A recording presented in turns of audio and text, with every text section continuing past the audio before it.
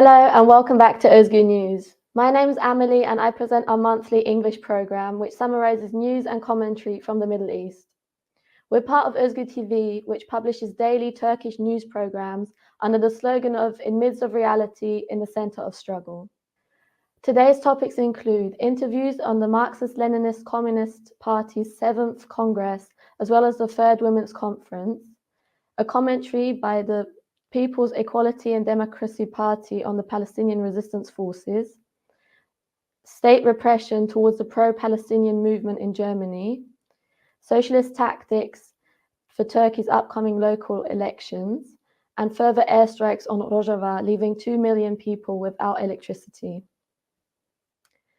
In recent episodes of Özgür Yorum, Marxist theory author Ibrahim Çiçek spoke on the 7th Marxist-Leninist Communist Party's Congress, as well as Sultan Ulusoy, who spoke for Socialist Kadın on the 3rd Communist Women's Conference. We have selected and translated interview questions and answers of both of them here.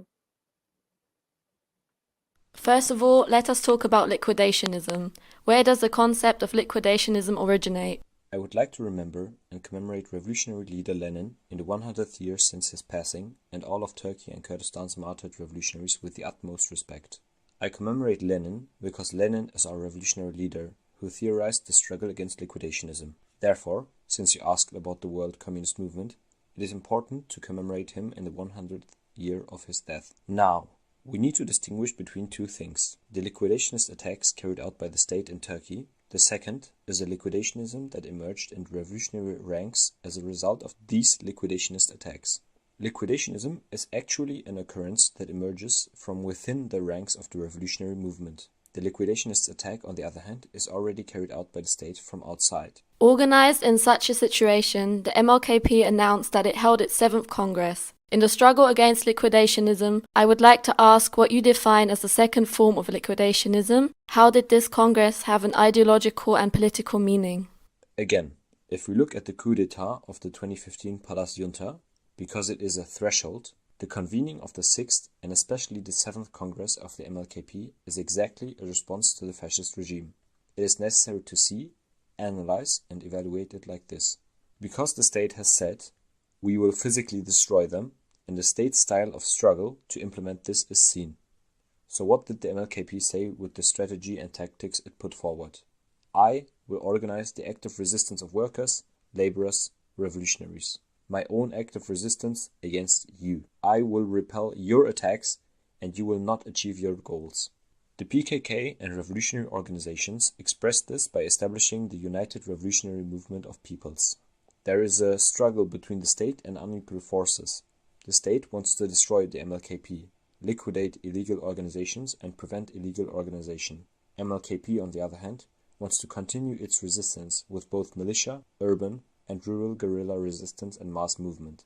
By ensuring organizational continuity and line continuity, MLKP wants to stand up and take forward the line of struggle that will repel fascism. And if the MLKP was able to hold its 7th Congress, it means that the state has not achieved its goal of liquidating the MLKP. It has not been able to eliminate the will and freedom of the MLKP to operate its organs. On the contrary, MLKP has frustrated the destructive attack of the state. On the other hand, MLKP said, my line was right. I should implement it more strongly and successfully. If I implement it more strongly and successfully, I can repel the fascist chiefdom regime. I have the will to do so. Turkey and Kurdistan society has the resistance, libertarian potential. We will repel the fascist regime, and not only that, we will defeat it. Since it was able to hold its Congress, the MLKP has ensured its continuity. The will of the party and leadership has not been broken. We are not making a declaration of goodwill. We are not making an MLKP beauty propaganda. We are stating the obvious situation. We would say the same thing if any illegal, armed revolutionary organization other than the MLKP held its Congress, because there are certain measures. Of course, the Congress is also very important in terms of the reality of the MLKP, because MLKP also says we are the breakwater of liquidationism. It is our duty to repel and neutralize liquidationism. We call all revolutionary organizations to duty to repel liquidationism. What are the ideological tasks of the revolutionary movement in the coming period, in the struggle against legal revolutionaryism and liquidationism? Legal revolutionism gives the message of a revolutionism that is truly revolutionary, but limited by legality. It states both the revolutionary character of the work being done and its framework and limits. For example, what we use in Europe is a concept like limited revolutionism. For example, some of the progressive revolutionary movements, parties and organizations say, let there be no detentions or arrests. Let the path of revolutionaries not pass through prisons, so that we can accumulate strength, and as a method, let's find methods that will not attract the attention of the enemy and will be pleasing to the masses. When you get used to legality, a type of cadre and organization takes shape. Legality accustoms you to certain things. A legal organization is one thing, a revolutionary organization is another. Why do we call it a revolutionary organization? It wants to obtain and keep its own freedom. We are talking about the bourgeoisie, the fascist palace regime, not limiting the possibility of propaganda, agitation, organization, and action. The revolutionary organization has declared its point of view to use all forms of struggle defined by the class struggle, from peaceful, legal forms to semi-illegal, illegal, armed, mass, and insurrectionary forms of struggle. It is an organization that observes this in its practical work and preparations. Legal revolutionism, on the other hand, expresses a point of view that does not care about illegal and armed struggle, postpones it, cancels it, postpones it to the future and devalues it. This is really dangerous for the revolutionary movement, because it is directly linked to the parliamentary path. What else happens? When the powers of legal revolutionaries and socialists are known, you come out and ask for a constitution. Who will make this constitution? The parliament. And what is the people's power of control and administration over this parliament? None. But you are trying to make politics over this. This means losing your direction. The ideological struggle has many problems. The first problem is the struggle against liquidationism and legal revolutionism. This stands in a very special place. The struggle against postmodernism, queer feminism, and individualism is of course important. The fight against social chauvinism is something that cannot be left off our agenda. There is the question of immigration, the Kurdish national question. A great chauvinism springs up everywhere. It is rotting a whole society. It is also rotting and taking over the socialist movement in the form of social chauvinism. Therefore, our political and organizational struggle is very important. However, the ideological struggle, which will pave the way for this political struggle and organizational work, must walk one step ahead, open a space for it, clearly demonstrate its rightness and legitimacy. It is necessary to have a clarity that will convince the progressive revolutionary forces, the revolutionary forces that are in search. Ideological struggle is of course important, not in itself, but as something that walks in front of a revolutionary line, both in front of political strategy, the tactical plan, and the organization. Therefore, when we emphasize the struggle against legal revolutionism, the other meaning is that you must make use of all legal, open opportunities, because if you do not do this, it will be liquidationism. On the one hand, you must do this, but on the other hand, you must protect and develop the illegal basis of revolutionary organizations. On the one hand, you must protect the freedom and freedom of action of the revolutionary organization. On the other hand, the revolutionary organization must rise to the capacity, organizational ability, and power level to develop the possibilities of developing its resistance against fascism in every way. What is the meaning of this conference during a period when attacks on the women's movement are intensifying and its gains are being usurped? Of what importance is it?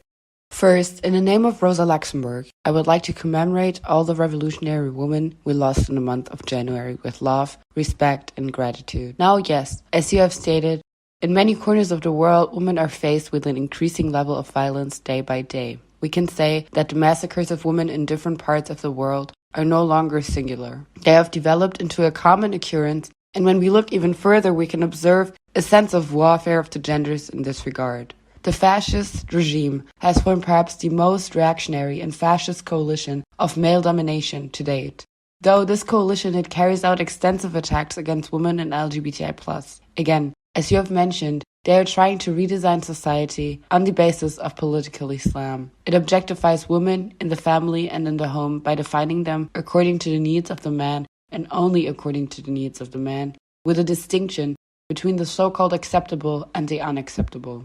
They are trying to turn women into domestic slaves, the struggling forces who object to this discrimination, to this male violence, who take to the streets, are being intimidated with detentions, with the terror of arrest. We have seen this. We have clearly seen the level of this aggression, the level to which this aggression can reach at protests on the 25th of November in the honor marches, at 8th of March protests and events. The Communist Women's Organizations Conference was convened precisely under these conditions, at a time when the fascist regime was trying to prevent the women's liberation struggle with many different means and attacks, and was applying a raging police terror against the most vigorous, most prominent parts of it. The fact that it took place under such conditions is really very important and very valuable. It is necessary to salute the will of the women's liberation struggle, which succeeded in organizing a communist women's conference by overcoming all these legal limitations when the conditions for the women's liberation struggle to express itself even on democratic grounds were limited to the greatest extent possible. Obviously, this is an indication of organizational continuity and, of course, a claim of renewal. This conference took place in the midst of the women's struggle against the male-dominated fascist regime. In this sense, it shows the determination and claims of the communist women who aim to lead the women's movement. In the Communist Women's Organization's announcement of the conference, it said that in such a period, we will not back down from our determination to the struggle for our revolutionary aims. Look, this is really important. I would like to say that all these statements give us confidence and hope as women. It was extremely pleasing to close 2023 with such news as women. I'm sure that the Communist Women's Conference will be a source of inspiration for all women whose hearts beat in favor of revolution and socialism, and that this conference will play an important role in the expansion of the struggle in 2024. In that sense, I would like to salute again the organizational efforts that realized this conference. What should be done to organize and mobilize the masses of women to stand up against the fascist regime? What can you say about the organizational work? This concerns a critical part of our work as revolutionary women. Indeed, it is necessary to expand and enlarge those parts that stand against the fascist regime of misrule, parts that in some way claim to repel the attacks of the regime. It is also necessary to expand the forces taking to the streets. In the end, it is necessary to push back the fascist regime, which shows great aggression against the various gains of the struggle for women's liberation. And this, as you say, is of course possible by reaching out to the masses of women, by organizing the masses of women, by mobilizing the masses of women to the street. By taking them to the streets, it is possible to confront the fascist regime. In that sense, mass work is described as the most urgent task in the announcement text of the conference. Indeed, we should describe it as one of the most critical tasks of our current period. This means the conference reached some very accurate resolutions, because in the end, if we cannot reach the masses of women, if we cannot organize the masses of women, we cannot bring them to the streets in the line of their demands. These attacks of the fascist regime will only continue. It will not be possible to repel them. As female communists, we have to reach out to working women, young women, and LGBTI+ people. We have to show the success and will organize them. If such a will, such a determination cannot be shown, the claims put forward will not have any validity. Going over now to news from Palestine, the joint forces fighting against the Israeli state in Palestine have had a meeting in Beirut to the end of last year. We spoke to Samia Shaheen of the Dem Party, and she answered our questions in an interview. On the 7th of October, 12 resistance organizations announced a joint operation to launch the Al-Aqsa Flood of Resistance. And these resistance organizations came together in the Lebanese capital of Beirut. Hamas, the Popular Front for the Liberation of Palestine, the Islamic Jihad Movement, the Palestinian Democratic Front for the Liberation of Palestine were among them. They made a joint statement and evaluated this resistance process. Therefore, what does this meeting held on the 29th of this month mean? And of course, there is some emphasis in the statements, that is, there are some things like a call for national unity to the Palestinian political actors. Let's talk a little bit about that. How did you see this meeting? There have been calls for the national unity in Palestine for a long time. Organizations come together at different times in this sense. Although it was Hamas that started the Al-Aqsa flood, in the end, 14 different ideological structures have different ideas as well. 14 organizations have joined together to form a resistance front. But of course, it does not include the Palestinian Liberation Organization led by Mahmoud Abbas, which the world recognizes as famous, although its political wing is not in this. These organizations have been calling for unity for a long time. Let's put it in this way. After the Oslo agreements, it's really one of the worst agreements for the Palestinian resistance. Maybe there is a state there, that is, the official United Nations is involved. Although it has an international recognition, as we have seen in many national problems, it was an approach that divided it to one side, that is, to solve a resistance or national issue, and in fact, with this agreement, they have not achieved such an aim. And now Mahmoud Abbas is not part of these parties in terms of achieving such a national unity. Israel has an approach to this, and it puts a condition to Netanyahu, that is, if Abbas is going to try to enter into this process, he also says that Gaza is a solution. It says, no way, a two-state solution. In other words, it says a demand that falls behind even the Oslo agreement. It says that you cannot even talk about a two-state solution anymore. It says that you will give it up. This means that, as structures have affiliated to the State of Israel, it says that we will be in control. You can only be involved in civilian affairs here, organizing civilian life. But you can only be content with this, or, in a similar way, a solution to this issue is expected, which I should call enslavement, that is to say, they will no longer have any rights, and in the future even their existence here will be ignored. I mean, you may remember that there was a law adopted in 2018, in which Jerusalem was declared the capital. It says that Israel is the only state of the Jews, that Israel is a nation-state, the nation-state of the Jews. It is necessary to see that the most fundamental issue that these organizations, which are described as different organizations, want to do is to become a nation, to ensure the integrity of the nation. More than 6 million refugees are scattered all over the world. Most of them are in Palestine, but also in refugee camps in Lebanon, in refugee camps in Syria and in Jordan. At the moment, there are Palestinians in the territory of Gaza who have been expelled from the occupied territories. There are Palestinians in West Jerusalem and East Jerusalem, and at the same time there are about 1 million Palestinians in the so-called 48 territories within Israel. But now Israel does not want any of them. Therefore, the biggest demand of these resistance organizations is that such different structures and ideological movements should come together and make this call to form the most important ideological basis of the Palestinian national unity and the Palestinian cause, and to protect this basis. At the same time, despite such intense attacks, massacres, and genocide, Palestinian organizations have at least declared their unity on the line of resistance. Further news regarding Palestinian struggle, German state police forces have increasingly attacked protests and activists' houses in house raids. We spoke to Ava from Zora, a young women's organization in Germany.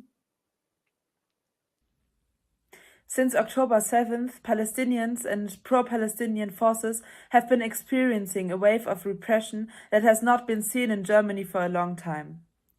The genocide in Gaza has now been going on for more than 100 days, and 26,000 people have already been murdered by the Israeli occupation. The German state has made it clear from the beginning that it is unconditionally on Israel's side.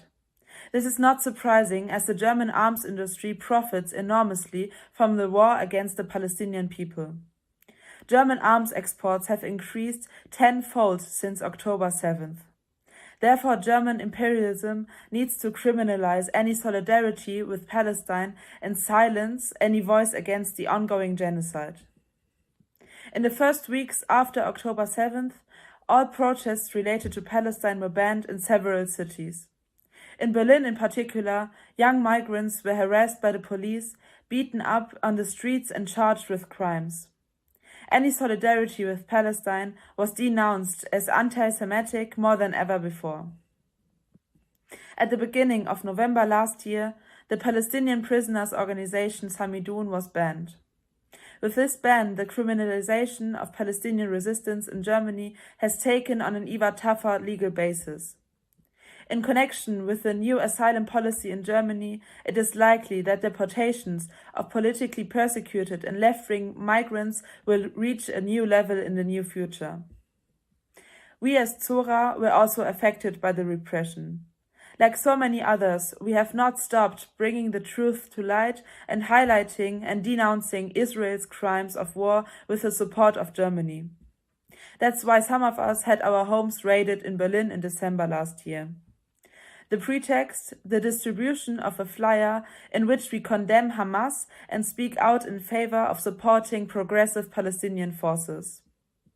The homes of young women were stormed by dozens of police officers at 6 o'clock in the morning, and donations and electronic devices were all confiscated.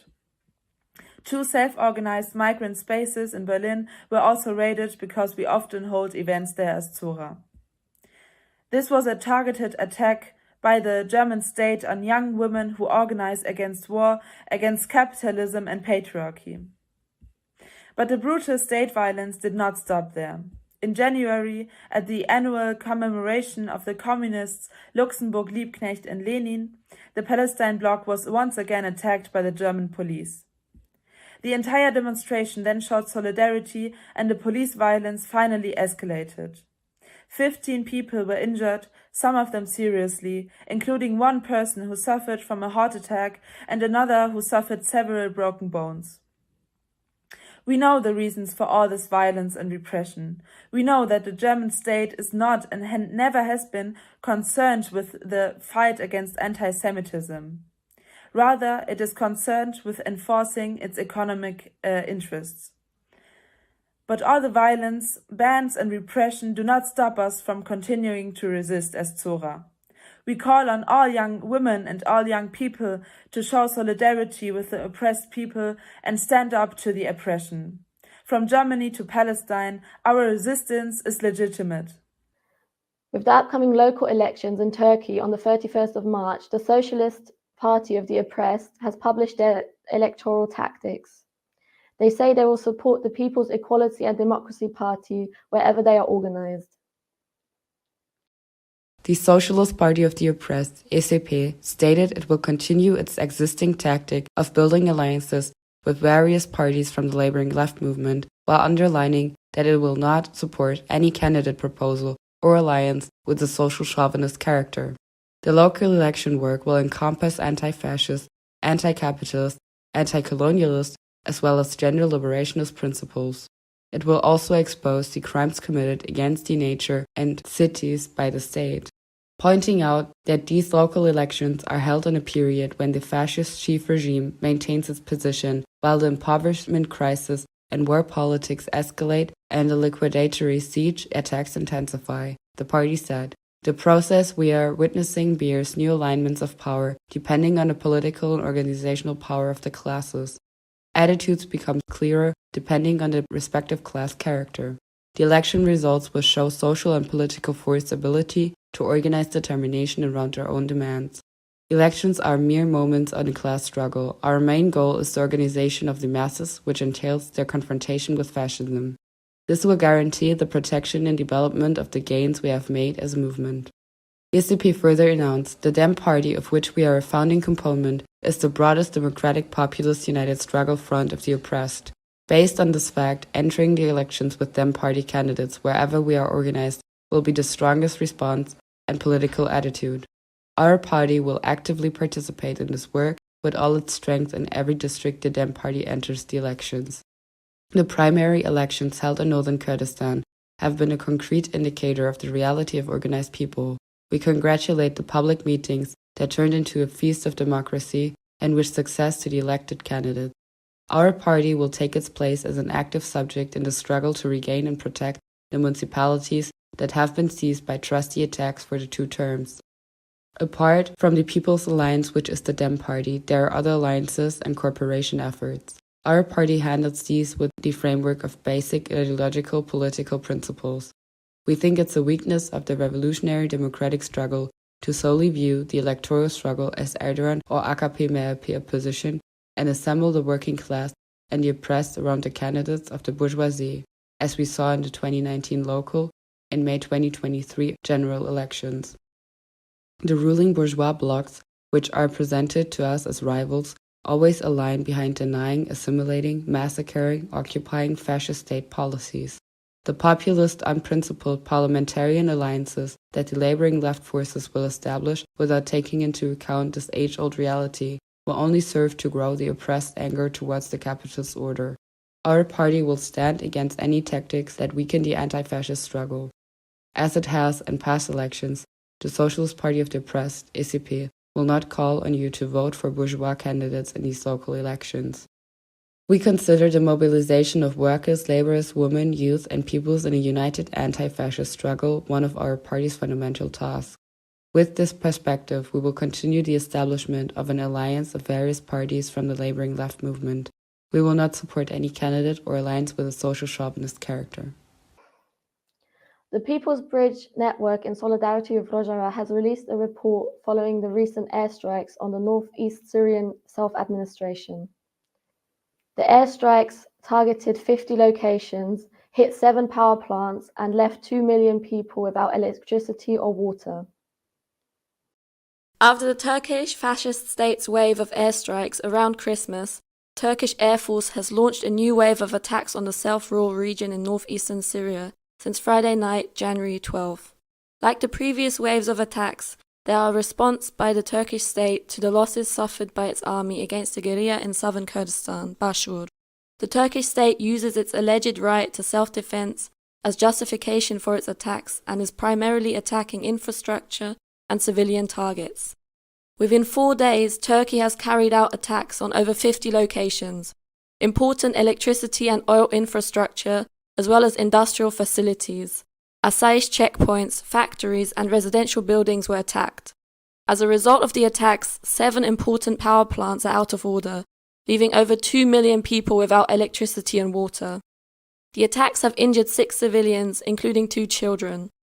Turkey is also targeting first responders in the attacks by bombing the same location several times in quick succession. The airstrikes are already affecting millions of people with power cuts, fuel shortages and water shortages, threatening to turn into a humanitarian catastrophe. During the wave of attacks, there was also a rocket attack on the Sinar prison in Hiseki on Tuesday morning. A wing with young ISIS members was hit. Shortly after the attack, ISIS prisoners tried to escape from the prison but were unsuccessful. Around 3,500 supporters and members of the fascist ISIS gangs from various countries are imprisoned in Sinar prison. Just 2 years ago, ISIS attempted to storm the prison and free the prisoners in an attack supported by Turkey, but this was prevented by the resistance of the population and the Syrian Democratic Forces. In Kirkuk, in southern Kurdistan, the Turkish Secret Service MİT carried out an assassination attempt on women's rights activist Firyal Sileman Halid. She had traveled to Kirkuk from Hiseki at the invitation of women's organizations from southern Kurdistan. Kurdish activists are repeatedly assassinated in South Kurdistan. There have been 8 attacks since September 2021 alone. Robin Khalil Mehmoud, who was injured in an airstrike on the Shimav printing house in December, told the news agency ETA in an interview, "Yes, there might be fear when attacks happen, but at the same time the desire to resist increases." This statement is not the only indication of the will of the people of northeastern Syria to resist the occupation and the attacks by the Turkish state. Protests against attacks took place in many cities. In Kobane, young people took to the streets. The Syrian Democratic Council is also calling for resistance. The co-chair of the self-administration, Berivan Khalid, explains that everything possible is being done to meet the needs of the population. She also says the self-government draws its strength and morale from the people. The people have rallied around the autonomous administration and mobilized to protect the achievements of the autonomous administration. We draw our strengths from our people, and our confidence in our people is boundless. She calls on the people of northeastern Syria to further strengthen their resistance against the attacks. In light of 2024 being the 100th year since revolutionary leader Lenin's passing, Marxist Theory publication is organizing a symposium under the slogan, "The World Through Lenin's Eyes." Speakers from different revolutionary organizations from all across the world will participate and discuss the theories that the revolutionary leader gave us amongst the times of today. The symposium will take place on the 24th of February in the German city of Frankfurt Main, and will additionally be live reported by us on our social media platforms. For more information, follow our Twitter, which is @özgürnews_. Thank you very much for watching Özgür News. Our program is published every last Sunday of the month at 6 p.m. Central European Time. For more information and news, follow our social media.